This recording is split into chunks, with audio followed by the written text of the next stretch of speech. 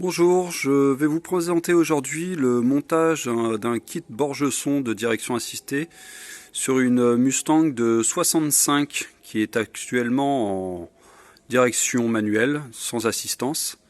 Donc comme vous pouvez le voir, le kit Borgeson se compose du boîtier de direction assistée sur la droite. Vous avez le flector qui est là. Là, vous avez l'axe, en fait, une espèce de pièce en plastique qui se rajoute dans la colonne de direction pour que la tige de colonne soit bien dans l'axe de la colonne. Et ça permet aussi de faire office de roulement pour l'axe. Vous avez un collier et la petite pièce qui est justement là, c'est ce qui va être mis tout en bas de la colonne de direction pour la maintenir en bas du tablier à l'intérieur du véhicule. C'est un support en fait. Vous avez après les deux tuyaux qui vont sur la pompe. La pompe qui est avec son support pour le refixer sur le moteur. Vous avez là les vis avec les cales entre toises. Et là vous avez la barre de remplacement pour la colonne de direction. Là, vous avez aussi les vis qui servent pour le boîtier de direction assistée. Alors sur les Mustang de 65, bon, vous n'allez pas avoir grand chose, mais les boîtiers de direction sur ces années-là, 65-66, il n'y a pas de flector. Donc le boîtier de direction a son axe de colonne qui remonte directement dans la voiture et tout ça en rigide. Donc pour installer la Borgeson, l'une des principales choses qu'il va falloir faire, c'est déjà faire de la place. Parce que quand le boîtier est avec une tige rigide comme ça sur le boîtier de direction, il est très difficile de l'enlever au complet sans au moins démonter le collecteur d'échappement, la ligne et même souvent le carter d'huile. Là, comme le boîtier qui est actuellement sur le véhicule ne va pas être récupéré, je vais couper carrément la tige de la colonne de direction pour pouvoir sortir le boîtier d'origine plus facilement. Ou sinon, comme je vous dis, il faut démonter beaucoup de choses. Donc là, je vais surtout m'occuper déjà de commencer à démonter le collecteur, l'échappement, pour faire un peu de place dans tout ça. Et je vais même peut-être voir pour démonter le mètre-cylindre pour faire un peu plus de place. À l'intérieur, nous allons démonter la colonne de direction complète, sans l'axe. Donc c'est assez simple sur les années 65-66. Il n'y a que deux boulons seulement qui tiennent sur le U. Là, voilà, deux boulons en 1,5. Ça libère la colonne. Et il faudra pas oublier d'enlever le petit clips qui est là, qui est retenu par le ressort qui est juste après le volant. Donc vous enlevez ce petit clips, vous démontez les deux boulons de demi et la colonne va pouvoir remonter. Mais il faudra bien sûr ne pas oublier de débrancher les fils de la colonne et tout vient correctement. Pour le montage de la colonne de direction, il va falloir, une fois la Borgeson posée et la nouvelle tige de direction mise en place, il va y avoir un flector au niveau du boîtier de direction. Alors que d'origine, il n'y a pas de flector vu que c'est directement la tige qui rentre dans le boîtier. Donc il va falloir installer le flector. La colonne, le bas de la colonne, il va falloir le couper parce qu'elle est trop longue. Pour justement laisser la place à ce flector qui sera dans le compartiment moteur. C'est pour ça qu'il faut démonter la colonne de direction. Et il va falloir le faire au minimum 2 coupes, même si vous mesurez bien, généralement il va falloir le recouper parce qu'on n'est jamais bien précis. C'est pour ça qu'il faut y aller tranquillement, faire déjà une première mesure et après refaire peut-être une découpe pour bien affiner. De toute façon, sur ces colonnes là, la colonne est légèrement réglable en profondeur et le mieux c'est de mesurer d'ici au compteur pour avoir à peu près une distance qui est d'habitude standard là. Et quand vous installerez la colonne de direction avec la nouvelle tige et le flector dans le compartiment moteur, on va pouvoir affiner la profondeur et bloquer les deux vis qui tiennent la colonne. Car quand vous allez mettre votre volant avec le ressort et le petit clips, il va y avoir une petite épaisseur là à respecter. C'est de l'ordre à peu près 3 à 4 mm d'espacement entre la colonne et le volant. Donc si vous ne les avez pas, vous pouvez toujours légèrement tirer la colonne ou la renfoncer pour arriver au bon écartement entre le volant et la colonne. Et c'est pour ça qu'on coupera la colonne à plusieurs reprises pour essayer d'avoir la bonne distance, même si on le mesure correctement. Généralement, c'est très rare qu'on tombe sur la bonne coupe. Il vaut mieux être un petit peu plus long et le faire correctement et refaire une coupe après. Voilà. Là, actuellement, notre véhicule de 1965 a ses collecteurs d'origine et un tube d'échappement qui est quasiment celui d'origine. Vous voyez le boîtier de direction qui est là. Il n'y a pas énormément de place entre le collecteur d'origine et le boîtier. Ce qui va poser problème pour le montage de la borge son. C'est pour ça que bien souvent, il faut le démonter le collecteur et l'échappement pour laisser de la place pendant le montage. Car la borge son étant légèrement plus large, bien souvent ça ne passe pas. Sur certains échappements tri-Y, on peut monter la borge son sans démonter le collecteur, mais c'est assez rare.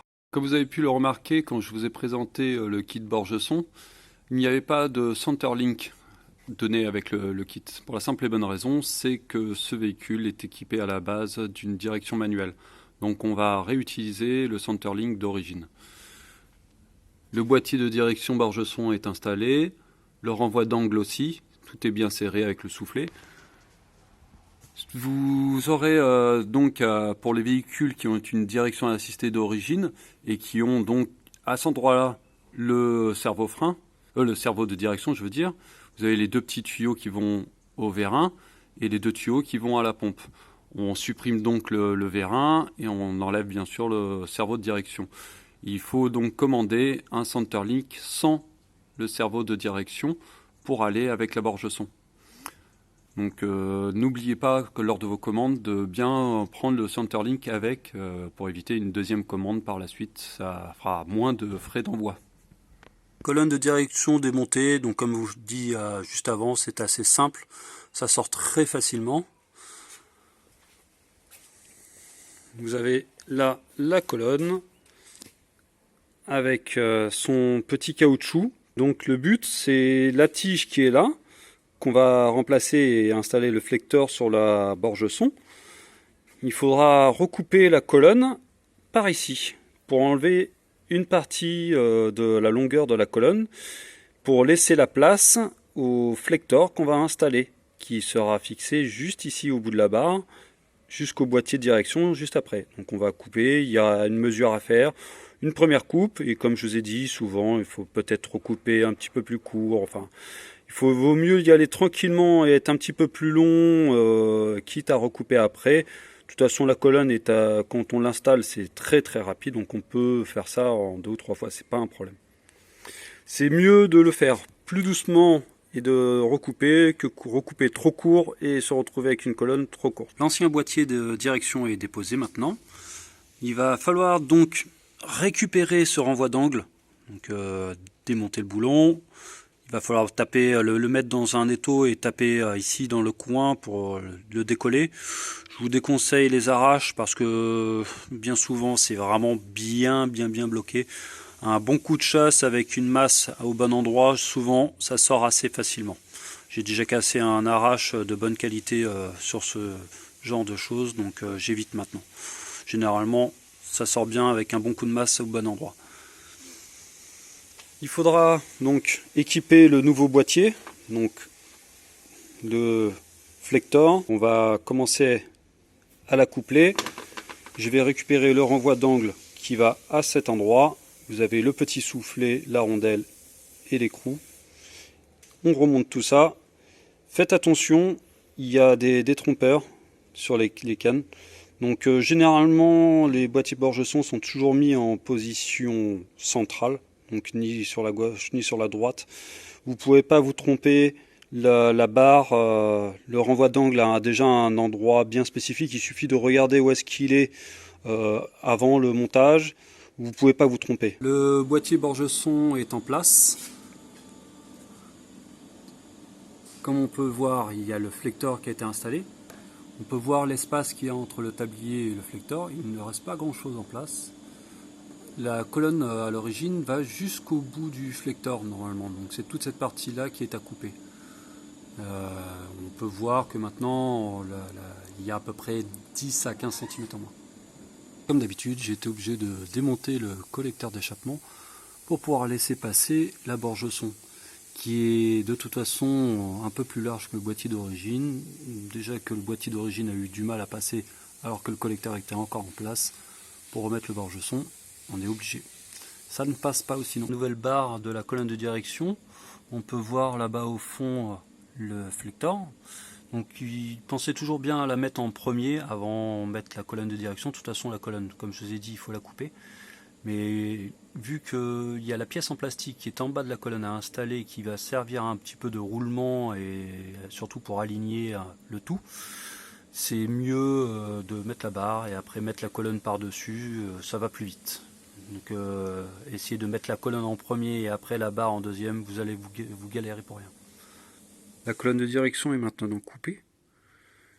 J'ai mesuré pour vous donner à peu près la dimension correcte. Donc j'ai mesuré, ça fait 16,5 cm de moins en longueur. Vous avez vu que j'ai fait un petit trou là. C'est pour mettre justement cette pièce là. Elle va ici, voilà, juste au bout. Donc il faut bien l'enfoncer, voilà. Vous avez une petite vis qui est donnée dans le kit, qui va aller pour bloquer directement la pièce en plastique. Vous vissez directement dans le plastique. Ce trou là, vous le faites à peu près au milieu de la colonne. On peut le voir que là vous avez la partie pour la commande de clignotant, et j'ai pris l'axe, il y a bien là le trou, ça correspond au milieu là, parce que à cet endroit vous allez avoir une pièce en métal au bout qui va servir de support pour la colonne, pour qu'elle soit bien dans l'axe. Et cette pièce là en métal, il y aura 3 vis à fixer sur le tablier. Donc pour pas que la vis gêne ici, le mieux c'est de la mettre au milieu de la colonne. Là vous avez la pièce qui va sur le tablier. Ces deux pièces là vont servir plus ou moins de support à la colonne. Normalement elle n'est pas censée traverser, mais moi souvent je la laisse traverser de quelques millimètres. C'est pour ça que je viens rogner la pièce à cet endroit là pour laisser passer la vis qu'on a mis en bas de la colonne. Donc la pièce va comme ça sur le tablier. Vous ne pouvez pas vous tromper, de toute façon elle va que dans un seul sens. Vous avez les 3 petites vis là à refixer et après vous pouvez installer votre colonne sur l'axe. Il ne faudra pas oublier de remettre le soufflet en caoutchouc, la protection en caoutchouc, et votre garniture bien tout autour. Mais je vous conseille de rogner la tôle là à cet endroit là, ça vous aidera à l'endroit de votre vis. Si bien sûr si vous la mettez là à la vis, il faudra simplement rogner à l'endroit de la vis, parce que bien souvent ça gêne, sauf si vous avez coupé vraiment pile poil votre colonne, mais le mieux c'est quand même de la faire légèrement traverser pour qu'elle aille bien dans l'axe et qu'elle ne bouge plus du tout. Voilà, on voit maintenant la plaque en place qui sert de guide pour la colonne. Elle est fixée au tablier par 3 petites vis. La colonne a été remise en place. Ce que je vous conseille fortement, c'est de ne pas mettre le ressort au début, justement pour mettre le volant et voir là l'écartement qui est entre là et le volant. Là, on s'aperçoit qu'il y a bien le petit écart qui fait à peu près 3-4 mm de bon. Donc on va pouvoir enlever le volant. La colonne, j'ai pu la serrer là, maintenant à la bonne distance. Et on va remettre le petit clips et le ressort et pouvoir refixer le volant correctement.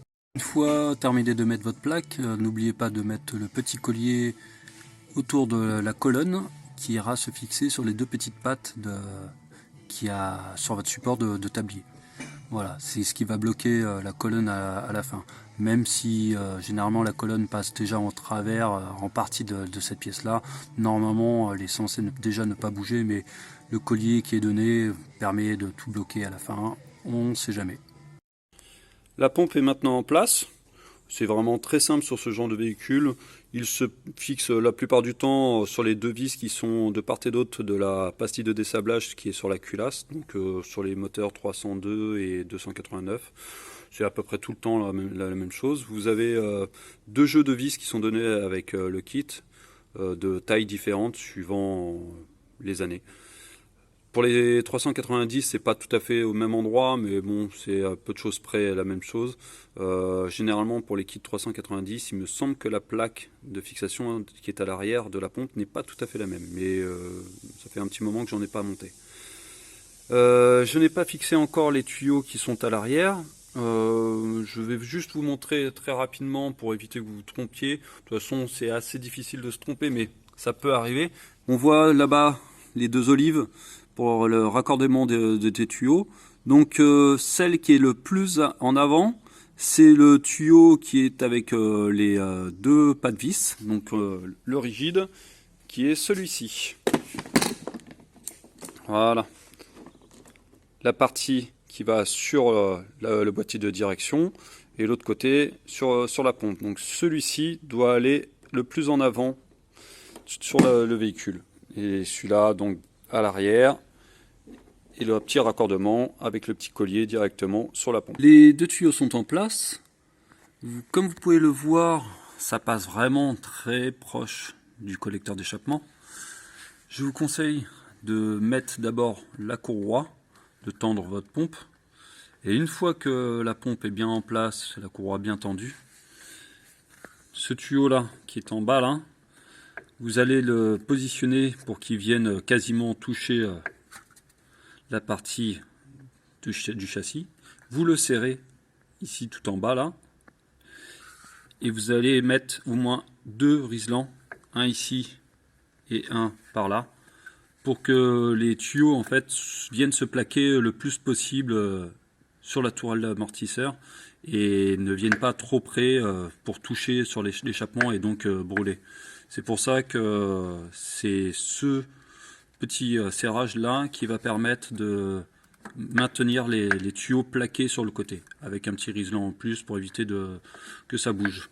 On peut rajouter ici aussi là sur le haut une petite fixation, une patte ici pour que les tuyaux viennent bien se plaquer contre la tourelle d'amortisseur.